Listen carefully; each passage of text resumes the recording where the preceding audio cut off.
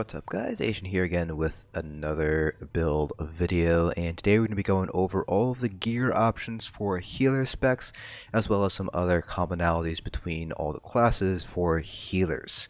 So very similarly to our previous videos, this is just going to be going over gear, sort of class, or not class, race, and other things that you might find in common among all healers in the game regardless of class. So if you want anything that's class specific, like what skills to use or what your CP should be, then I would recommend checking out the specific class video rather than this video. This is just a reference for those videos to kind of look back on in terms of what gear that you should be running. So let's go ahead and get started here. So in terms of gear, this is just one of many combinations. So one of the things you have to keep in mind as a healer is that you need to be flexible with the set that you need to run. Each group is going to be a little bit different. Each raid lead is going to run trials a little bit differently. Some groups prefer to take slower but safer strategies. Other groups just want to, go for the fastest, best strategy, quote, best strategy there is out there. So you do want to kind of keep that in mind. So part of being a support role, whether it's a healer or a tank, is to be flexible and have a lot of different sets on hand. So in terms of monster helm sets, one set that is pretty much a staple across all the support sets is going to be Symphony of Blades. This is a very powerful sustain tool here, which is right now unmatched by pretty much all of the other monster helm sets in the game when it comes to just pure raw utility that it provides in terms of resources return. So this is definitely a very powerful set here. Now the downside of this is a DLC set, so you will need to run through I believe it is Depths of Malatar in order to get this set here, but it is definitely a set that you're going to want to have. Pretty much all endgame PvE groups do want healers to have Symphony of Blades. The next set is going to be Olorime. I have the perfect version here, but you can also get the imperfect version as well. Doesn't really matter which one you get. The difference is that 5-piece max magicka bonus on the perfect version, which is not present in the imperfect version. Really, the reason why you're running Olorime is for the Major Courage. The only other source of Major Courage in the game is Spell Power Cure, which has quite a few limitations that Olorime kind of bypasses entirely. So Olorime is definitely the set of choice when it comes to getting your Major Courage. So this can be obtained through Cloudrest.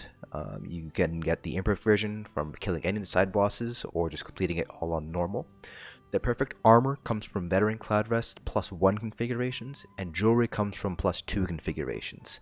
So if you're not able to get the perfect armor, then you can always just get the non-perfect version. Again, you will be missing out on some of that max magicka, but you're really just running it for the Major Courage bonus instead. The second set here is going to be Martial Knowledge. This is an overland set from Craglorn, so pretty easy to obtain. You can farm it, you can buy it off guild traders. This does require you to be a little bit knowledgeable in generally boss mechanics as well as the fight in general. The 5-piece bonus, while your stamina is below 50%, your light attacks cause the enemy to take 8% additional damage for 5 seconds. This effect can occur once every 8 seconds. So basically you have two sort of proc conditions here. First is your stamina needs to be below 50%. So it's a little bit easier to do this on some classes compared to others. For example, Templars can just use Power of the Light to kind of micromanage your stamina. All classes obviously can bash or they can dodge roll to get their stamina low, but because those use up a large chunk of stamina versus something like Power of the Light, a little bit harder to fine-tune your stamina to maintain it just below a 50% threshold. And second condition is obviously to light attack, so you will need to be able to light weave in order to make use of Martial Knowledge. So this does stack with things like Minor Vulnerability and other damage taken debuffs like Engulfing Flames and Zen's Redress. So pretty strong set, but again, you do have to be able to micromanage your stamina pretty decently well as light weave to get the most out of this. Because this is considered a proc set, you could wear this as a backbar set. I'll go a little bit more into what I define a backbar set as in a few minutes here. In terms of Restoration Staff, we're going with the Master's Restoration Staff, which comes from completing Dragonstar Arena on Vet. This is a base game set, base game Restoration Staff to get here. So the unique bonus is known as Grand Rejuvenation, and the initial heal of Grand Healing gives everybody 100 magic and stamina every second for 4 seconds, which is pretty decent. The older version of Master's Restoration Staff just returned flat stamina and a lot more stamina. Now it is basically a sort of resource over time component for 4 seconds. So pretty decent, and it does return magic and stamina, so combined, pretty nice set no matter what sort of DPS you have, whether it's a combination of magicka and stamina or strictly magicka or strictly stamina. So pretty nice set to have on hand. And then obviously your back bar is going to be a lightning staff, same martial knowledge here. So before we go into other sets, we will be going over each of the different categories. So we have trial sets, then we have overland sets, which does include serial sets, and you have dungeon sets, and then there are crafted sets as well. There aren't really that many in the overland option and the crafted option, but there are 1 or 2 sets in both of them that I do want to cover very quickly. Then of course we'll talk about Mage helm sets, and as well as the unique restoration staff bars here. Now I'll further subdivide these into what I like to call body sets and sets I like to call the back bar sets. So when you're running a unique restoration staff like the Massive Restoration Staff, or as we talk about a little bit later, the Black Rose Prison Restoration Staff, this does mean you cannot basically double bar one of your 5-piece sets. In that instance, you will have to run it only on the back bar. So that's basically what the back bar set is. It is a set that you can run with a unique restoration staff. You won't necessarily always be running a unique restoration staff. You won't necessarily always need to run it. So for example, the Black Rose Prison Staff or the Master Restoration Staff, you might be better off running a second 5-piece set compared to running the unique staffs. So that really depends on the specific group, specific situation, on the individual. So just keep that in mind. Not all backbar sets are strictly backbar sets. You could also just run a restoration staff of that one set to kind of have it active on both bars. So for example, with martial knowledge, you could just run a restoration staff if you want to give up that massive restoration staff instead on the front bar. In terms of armor traits and enchants, infused on our large pieces with prismatic enchants, and then divines on our small pieces with max magicka enchants is generally speaking the way to go here. You could also run divines on your large pieces instead of infused, depending on how much you want to get out of your prismatic enchants. Divines will give you a little bit stronger Mundus bonuses, which could be beneficial as opposed to the max resources you would get from an infused body set. So very similar to magic DPS, you can really pick whichever one you manage to get first. For jewelry, you have two options when it comes to jewelry enchants. You can go with magicka regen or spell damage. Now, with the change to orbs and springs in Scalebreaker, we can only have one orb or one spring out at a time. The stain is a little bit easier because you don't have the orb spam anymore, so you don't need to focus in quite as much on magicka regen anymore. So you could replace these with spell damage glyphs instead. The general rule of thumb that I like to go for is around 2,000 of each before buffs. So 2,000 spell damage, 2,000 magicka regen. You can see here that I have 2247 magicka regen and 2031 spell damage, so I could potentially replace one of these magicka regen glyphs with a spell damage glyph instead and still be sitting at 2000 even. Generally, what you want to make sure to have is enough magicka regen so you're never running out of magicka, so you don't not necessarily need or starve for magicka, but at the same time not too low or too low spell damage, because spell damage does also impact the amount of healing that you're able to do. In terms of jewelry traits, you can go with Arcane, which is, generally speaking, going to be the best option here just because it gives you a lot more max resources. You could also go with Infuse to give you stronger enchant strength as well. It's kind of up to you where you want to go for, but a lot of healers prefer to run Arcane rather than Infused, but both are good options. For the Restoration Staff front bar, lots of options when it comes to traits and enchants. I have an Infused weapon damage enchant here, but you can replace the enchant with something like Crusher. If you are responsible for running Crusher in your group, you can also run something like a Weakening enchant to help reduce damage incoming to group. You can do Shock damage enchant to help with concussed uptime and off balance uptime. You could run an Absorb magicka enchant if you needed to sustain. So a lot of different options here. Similarly with traits, you can change it depending to kind of fit your scenario. So Infused is always a good option, but you can also go with Powered for increased healing strength. You go with Nirnhone to improve your overall spell damage to give you more damage as well as healing as well. You can go with Defensive if you want a little bit more survivability to give you some more resistances. Charge is a good option for a front bar if you're running a shock damage glyph on the back bar to help get more concussed uptime, which is necessary for off balance. So quite a few options here. For the back bar, the general consensus is always to run Infused on your back bar, and your enchant's going to vary. So I have a Shock enchant here for the Concussed uptime to help with off balance and minor vulnerability uptime, but you could also run something like Crusher or weapon damage or weakening, so a lot of different options when it comes to enchants here too, but the trait is always going to be Infused on your back bar. Now going over the different sets. Starting off with trial sets. Not that many here. The only one I really want to touch upon is going to be Infallible Aether, also known as Infallible Mage. This is less strong as it used to be in the past, mainly because Nightblade tanks can get minor vulnerability, apply it through Lotus Fan or the Teleport Strike, and then Warden healers and Magical Wardens, Warden DPS in general, can apply it using Fetter Infection, or I think the other Stamina Morph as well also applies minor vulnerability.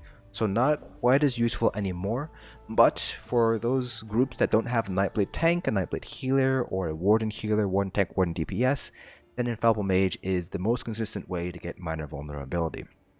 So definitely a strong set to consider if you do not have a Nightblade or Warden who are able to provide minor vulnerability through their class skills. Beyond that, not really any other trial sets to really talk about here.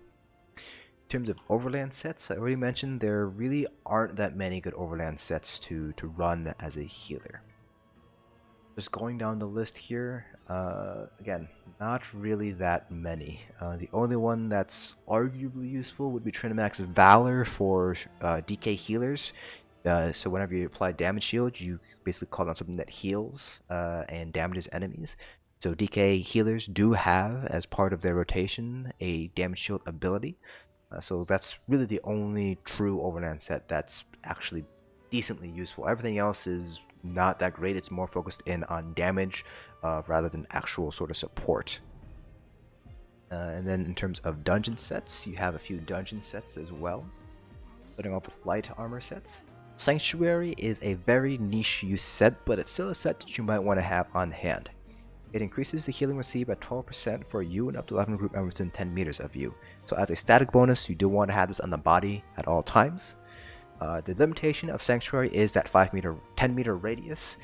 In addition, it's actually quite easy to overheal in this game. Overhealing is, as the name implies, when you heal for more than you actually need to heal for. So if someone's missing 2,000 health and you heal for 3,000, you overhealed by 1,000. Very easy to do that in ESO, so getting additional healing received bonus usually isn't going to be that useful. There are instances where it might be useful, and that's normally where you have places where defiles go out, so that basically cuts the amount of healing received. So places like that would be the ice prisons on Lachesis in Sunspire and Baneful Mark in Cloudrest.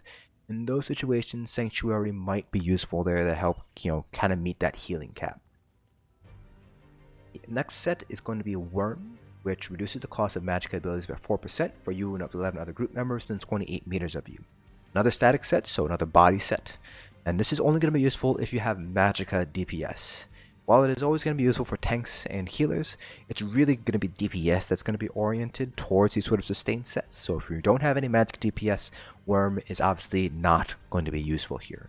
Just bear that in mind before you go ahead and farm Worm. If you're in a group that just runs strictly stamina DPS, there's really no need to farm Worm. But if you are going to be running certain trials like Asylum and Cloudrest, they're more suited for magic DPS, you're still going to want to have Worm there. The next set is going to be Jorvuld's Guidance, which increases the duration of all major buffs, minor buffs, and damage shields you apply to yourself and allies by 40%. Note that this does not increase the strength of damage shields, it increases the duration of damage shields. It also doesn't increase the duration of any debuff that you provide. So things like major vulnerability, minor vulnerability, those are not affected by Jorvuld's Guidance. It is only major buffs and minor buffs. So things like major ward, major resolve, major mending, minor mending, those are affected, but things like minor vulnerability are not. The main use of Jorvuld's Guidance is that it improves the uptime of Major Force from your Warhorn, because that is a major buff. So that's really the primary reason why you would use Jorvuld's Guidance. The next set is going to be Hollowfang's Thirst, which is really decent for Magicka groups, very similar to Worm, but not really all that useful for stamina groups. Forgot to mention, Jorvuld's Guidance can be a back bar set if you only have Warhorn on one bar. That bar that you have Jorvuld's on, you can also wear this as a body set as well. Hollowfang's Thirst is one of those sets that can also be used back bar or front bar, but it's better suited to be a body set rather than a strictly back bar set. So whenever you critically heal or critically damage a target, you spawn a ball of hemoglobin at their location, and after 2 seconds the ball explodes, restoring 3000 magicka and applying minor vitality to you and your allies in 6 meters for 9 seconds. So this is basically sort of a magicka return set here. So as you can obviously tell, great for magicka DPS, pretty much useless for stamina DPS. So for magicka DPS heavy groups, Hollowfang's Thirst is a really nice set to have on hand. Then finally we have Zen's Redress. This is also a backbarable set here, but you can also wear this on the body as well. Your light attacks apply a touch of Zen on enemies for 20 seconds. Enemies with a touch of Zen take an additional 1% more damage for each damage over time effect you've placed on them. These are single target damage over time effects, by the way, up to 5%. So this set changes the healer sort of playstyle a little bit. So rather than focusing on buffs and debuffs and then healing your allies, your focus is now going to be divided even further to maintaining dots, which for some healers is already kind of doable, and then buffs, debuffs, and also obviously healing as well. So Zen's Redress is really a advanced healer set here. It's not going to be for beginner healers or even intermediate healers. This is something that you're going to run when you want to squeeze out as much DPS as possible from your group. So set you want to farm, but this is not a set you're going to be commonly seen used in progression style guilds. Finally, for overland sets, not really all that many here. The only one that is probably even worth mentioning would be, if I can find it here, where is Seducer, Armor of the Seducer, which reduces the cost of your magic abilities by 10%. Very, very selfish. Only need to use it if you're absolutely kind of, running low on magicka all the time. But even then, there are better sets to run. People always recommend Cag's Hope for healers for some reason, which kind of defeats the purpose of bringing a healer because it decreases the time it takes to resurrect an ally. Healers should not be rezzing, period. No matter what, group content, healers are not rezzing. You should not be running Cag's Hope as a healer. If you're running Cag's Hope as a healer, you're doing something wrong because the use of Cag's Hope pretty much relies on the premise that people are going to die. If people are dying, you're not doing your job as a healer. So please, for the love of the 9 Divines, do not run Cag's Hope as a healer. But that's pretty much all of the kind of base game sets that you would be running as a healer. Now in terms of monster helm sets, there are obviously alternatives to run rather than Symphony of Blades. Starting from the top and moving way down. The first set is going to be Sentinel of Rkugamz. So this was changed in Dragonhold to provide magicka and stamina versus just stamina as it did in Scalebreaker. So a little bit weaker overall in terms of raw resources returned here, but still a decently useful set, particularly if you don't have access to Symphony of Blades because you don't have the DLC, for example. So it does provide a small heal, so 1196 health in this instance, and 115 magicka and stamina to you and your allies within 5 meters every second for 8 seconds, once every 15 seconds. Compared to Symphony, this is a lot weaker, but it is the only way to return both stamina and magicka back from the base game Monster Helm sets, so still potentially good to pick up here. The next set is going to be, find it here, Bogdan, the Nightflame. So whenever you heal yourself or an ally, you have a chance to summon a totem for 6 seconds that heals you and your allies within 5 meters for 3019 health in this instance every 1 second. This effect can occur once every 10 seconds. In terms of raw potential healing done, Bogdan is unmatched because of that AoE heal. Earthgore might be able to beat it out in terms of raw single target heals, but in terms of raw healing done to everybody, Bogdan definitely beats out Earthgore. So a very powerful set here if you just want to do just raw healing done. The next set is going to be none other than none other than an Earthgore. So Earthgore, when you heal yourself or an ally that is under 50% health, you conjure a pool of quenching blood underneath them, immediately removing all previous enemy placed effects and healing the lowest health friendly target in the area for, in this instance, 35,880 health over 6 seconds. Once every 35 seconds. So the main downside of running Earthgore is that very long cooldown. It's 35-second cooldown, so quite a long period of time. But you will never have Earthgore proc when you don't need it. It will never proc on somebody who has full health. It'll always proc on somebody who needs the heal. And it does tick every second for 6 seconds, and it can swap targets. So if the person that procced it doesn't need to heal anymore, but somebody else does, Earthgore will heal that other person instead. So it's not always going to be on that person that happened to proc Earthgore. It could change over to a different person who now has lower health than that person. So situationally useful, not particularly great anymore because it's not no longer an AoE heal, but still pretty strong nonetheless. Those are all your primary healer sets here. In terms of your character sheet, there are a couple of different philosophies behind healing. So I'm a Dark Elf here because I'm one of the proponents that believes that healers should also be able to do some good damage as well. Particularly with obviously the introduction of Zens, that is becoming more and more of a reality for endgame healers. So you're kind of doing more damage as well as healing. So Dark Elves and High Elves kind of fall into that good category of, hey, I'm able to get good damage out and good healing out kind of combined. So both Dark Elves and High Elves get 258 additional spell damage, which boosts both damage and healing output, so it's not like you're getting no healing output at all. High Elves get 2000 max magicka, and Dark Elves get 1875 max magicka. The next two best options in terms of a balance of kind of sustain and healing output, so this is just raw sustain as well as raw healing output, are going to be Bretons and Argonians. So Bretons get 2000 max magicka, they get 100 magicka regen, and 7% cost reduction to all magicka abilities. So overall really good sustain, but they don't get additional spell damage at all, so their overall healing output is going to be a little bit limited compared to the other three races. Argonians, on the other hand, get, I believe, 1000 health and 1000 magicka. They have a potion passive that basically returns 4000 magicka health and stamina back whenever they drink any potion at all, but it helps out their overall sustain that way. Plus, I believe they get 8% additional healing done as well, so raw healing done. It's basically an essential additional minor mending that stacks on top of minor mending, so pretty useful overall for raw healing potential. And the sustain bonus from the potion passive is actually pretty decent as well. And then if you kind of want to make a jack of all trades, you could also run Khajiits that get 10% additional critical healing. They can also get 85 magicka regen and 825 stats across the board, magicka health and stamina. Not bad, but they're definitely not going to be the best healers in the game. Just they're more balanced overall, so if you want a tank or DPS on the side, Khajiits aren't a terrible option either because they do get 10% crit damage as well. In terms of attribute points, all points are going into magicka here. With prismatic enchants on the large pieces, you can see here that with no points into health, I am a necromancer, so I do have a little bit of additional health here. But even if I wasn't a necromancer, I'd be sitting pretty decent. I'd be sitting at about 17.5, 17.6k max health here with food, Clockwork Stitches Fillet here. As a necromancer, I have more health here, so I'm at 19k. But you don't really need to put any points into health as a healer, as long as you have prismatic glyphs on your large pieces. Now, of course, you could put some points into health if you'd like to improve overall survivability.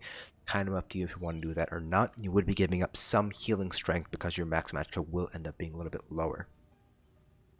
For Mundus Stones, you have the three primary options. First one here is going to be Apprentice, which is kind of that bridges that gap between healing output and damage output, because it does boost raw spell damage. For just raw healing output, Ritual is going to be your Mundus of choice. And then you also have the Atronach for magicka regen. So if you want to run, for example, all spell damage glyphs, but you're missing out on some magicka regen as a result of that, you could just run the Atronach instead. Or you can do what I'd have and run the Apprentice and then run all magicka regen glyphs. So a couple of different options there for Mundus Stones. Then for food, we're running Clockwork Stitches Fillet, which gives us our max health, max magicka, and magicka regen, as well as a little bit of health regen as well. Overall, pretty strong option food choice here. Now, Clockwork Stitches Fillet is a gold food, so it is expensive because it does use Perfect Row. If you don't want to run Clockwork Stitches Fillet, but you still want the regen as well as the max magicka, then instead you could run Witchmother's Potent Brew instead, which is cheaper, but doesn't give you quite as many resources.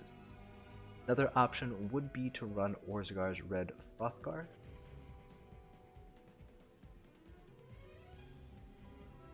Here it is, which gives you max health and magicka regen, but doesn't give you the max magicka, so your overall healing potential with Orgzgar's Red Hrothgar is going to be lower as a result. So just keep that in mind if you want to run Orgzgar's. You do get more health out of all 3 food options, but you will not have any max magicka. Then the 4th option would be to run bi-stat food, so max magicka and max health. So you get the additional survivability, you get additional healing strength and damage output from having higher max magicka, but you would be giving up some magicka regen in order to run this food. But another sort of balancing act here. What is more important to you? Higher resources, higher survivability, or having the ability to sustain? So pick which food is right for you there. Finally, for CPs. Your CPs are pretty much going to remain exactly the same across all classes here. There's very little variation here for CPs for support roles. So for our green CPs, 100 Arcanist, 75 in Tenacity. That's not really going to change too much. The remaining points can be placed wherever you'd like. You have 95 remaining points. I have 31 Shadow Ward, 31 Tumbling, and 33 Warlord, for example, but it's up to you how you want to split those up. For blue CPs, the 2 most important things to get down are going to be Blessed and Elfborn. So we have 100 Blessed, 100 Elfborn to maximize our critical healing from our heals, as well as overall healing done. The remaining 70 points can be placed wherever you'd like. So the other CP nodes in the blue trees are primarily DPS focused, so you can obviously play around with those as you see fit.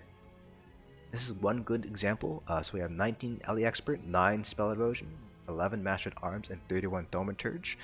Remember, if you're running Zens, you will be running a lot of dots, so having more in Thaumaturge will be more beneficial in this instance. Finally, our red CPs, we have 81 Ironclad, 61 Thick Skin, and 64 with Hardy and Elemental Defender. This gives you that sort of balanced approach, so you're very well prepared for all pieces of content in the game. In order to maximize your mitigation though, you will need to shift some red CP points around. The best mitigation, for example, for Maw of Lorkhaj is going to be very different from the best CP mitigation for Sanctum of Phidia. So most raid leads will know the specific red CPs you need to maximize mitigation for the trial. So just consult with them to get the correct red CPs for the trial that you are running that night. But that concludes this video. Again, this is all just sort of commonalities between all the class stuff. So things like gear, CPs, race, things like that. For class specific things, you will need to go to the specific class video to know what sort of skills and general rotation is for healers. That concludes this video. Again, down in the description below, I will have a list of all the sets that I talked about, whether they're body sets or back bar sets, as well as when where to get them. And that does also include the unique restoration staffs, that's the Blackroach Prison Restoration Staff and the Master Restoration Staff. The Maelstrom and the Asylum Restoration Staffs aren't that good, but both the Masters and Blackroach Prison Restoration Staffs are 2 staves that you might want to consider picking up here. Blackroach Prison for the major vitality that it provides, and then Master Restoration for the resources that it provides. Obviously, it goes without saying that Blackroach Prison Restoration Staff comes from Blackroach Prison, so it is kind of gated behind DLC, so just keep that in mind. But that's pretty much it for this video. Hope you guys found this informative. If you guys have any questions, please feel free to leave them down in the comment section below. And I will see you guys in the next dungeon.